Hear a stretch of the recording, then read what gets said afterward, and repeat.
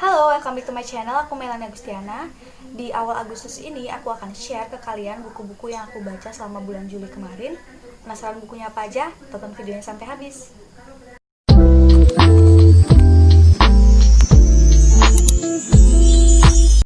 Jadi selama bulan Juli kemarin aku berhasil menyelesaikan 6 buku yang menurutku buku-buku ini sangat mengesankan, dan seperti sebuah pencapaian aku bisa menyelesaikan 6 buku dalam sebulan, padahal aku sedang dalam keadaan skripsian, sedang dalam keadaan ya begitulah pokoknya. Dan buku-bukunya apa aja? Ini dia 6 bukunya.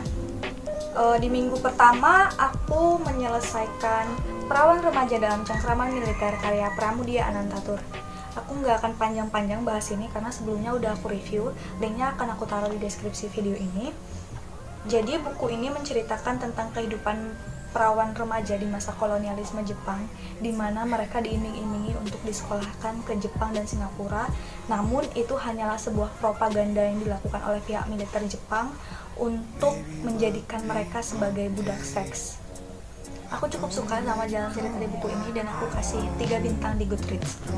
Selanjutnya buku yang kedua yaitu Kota-Kota Tanpa Masa Lalu karya Albert Camus. Jadi ini bacanya Albert Camus, dan ini adalah kumpulan esai yang ditulis oleh Albert Camus dan diterjemahkan oleh David Setiawan. Di dalam buku ini terdapat 12 esai yang ditulis Albert Camus, di mana esai-esai ini ditulis berdasarkan perjalanan-perjalanan beliau ke kota-kota yang sebelumnya belum pernah ia kunjungi. Dari tulisan-tulisannya yang ada di buku ini, seperti merekam tentang renungan-renungan yang dialami beliau, baik itu tentang manusia, tentang kehidupan, maupun tentang kematian. Di mana pada saat beliau mengunjungi kota-kota yang sebelumnya belum pernah dikunjungi, beliau merasa sendirian dan merasa asing, padahal bisa dibilang beliau bisa menggunakan bahasa yang mereka gunakan di sana. Kota itu juga ramai dengan orang, padat dengan orang, namun beliau tetap merasa sendirian. Ada satu esai yang sering sekali disebut dari judul-judul esai lainnya, yaitu esai yang berjudul Sisi yang Salah dan Sisi yang Benar. Dalam esai Sisi yang Salah dan Sisi yang Benar ini diceritakan tentang kehidupan manusia yang menjadi ambisius, yang ingin membelakangi dunia, mereka yang ingin hidup sederhana, namun hidup sederhana saja tidak cukup, tentang mereka yang menyia-nyiakan kehidupannya di dunia. Pokoknya banyak hal-hal tentang kehidupan yang bisa kalian dapat dengan membaca buku ini. Buku ini sebenarnya tidak terlalu tebal, hanya 133 halaman, namun ini adalah salah satu buku yang tidak mudah dihabiskan bagiku pribadi, karena memang kalimat-kalimatnya itu bisa dikatakan cukup berat dan sulit untuk dipahami. Bukan sulit sih, hanya membutuhkan konsentrasi yang tinggi untuk bisa memahami makna dari kalimat-kalimat di buku ini. Dan aku juga kasih bintang 3 di Goodreads untuk buku ini. Buku selanjutnya yaitu Nanti Kita Sambat Tentang Hari Ini karya Mas Ai. Aku sangat senang membaca buku ini karena kan sebelumnya bisa dibilang aku membaca buku-buku yang cukup berat. Selanjutnya aku baca buku ini, Nanti Kita Sambat Tentang Hari Ini, jadi seolah-olah aku mendapatkan hadiah gitu, hadiah berupa hiburan di buku ini. Memang kalimat-kalimat di buku ini mungkin secara sepintas terlihat kalau kalimat-kalimatnya itu remeh dan sederhana, namun ada makna tersendiri di balik kalimat-kalimat itu. Dan ibarat lagu, saat membaca buku ini aku seperti mendengar sebuah folklore gitu kan, karena dekat sekali kalimat-kalimatnya sama kehidupan di masyarakat, di lingkungan sosial kita. Sebenarnya ini bukan buku milikku pribadi, ini adalah hasil tukar pinjem dengan temanku. Jadi kami sering bertukar koleksi buku, namun setelah dibaca ya kami tukaran lagi, hanya untuk memperluas bacaan kami gitu. Buku selanjutnya yaitu Rumah Kertas karya Carlos Maria Dominguez.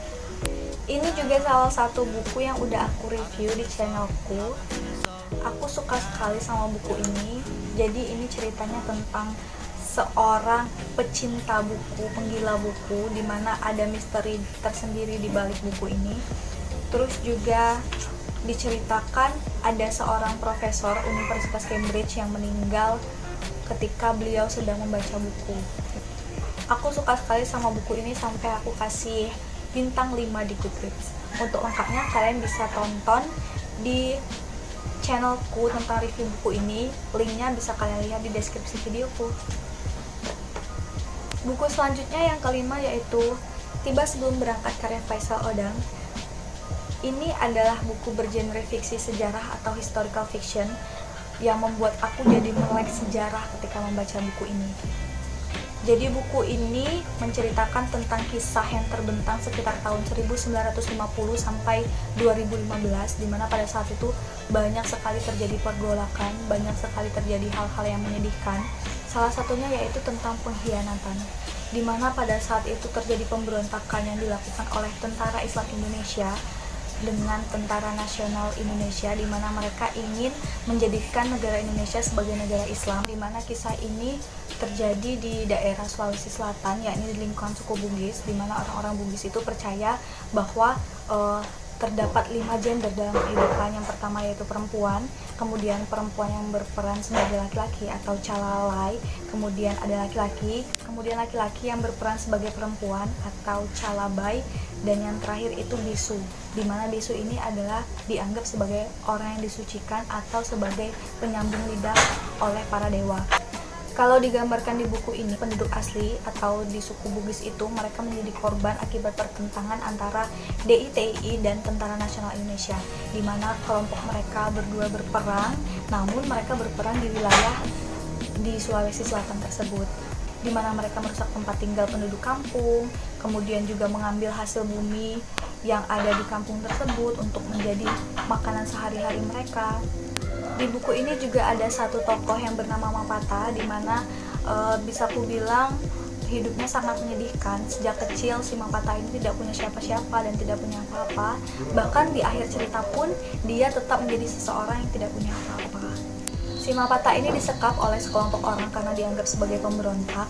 Dia disiksa, kemudian tidak diberi makan, dan ada salah satu orang anak buah yang menyekap si Mapata ini dianggap oleh Mapata bisa membantunya karena orang tersebut dianggap baik, sehingga dia berharap orang tersebut akan membantunya. Namun pada akhirnya orang tersebut justru mengkhianati si Mapata sendiri.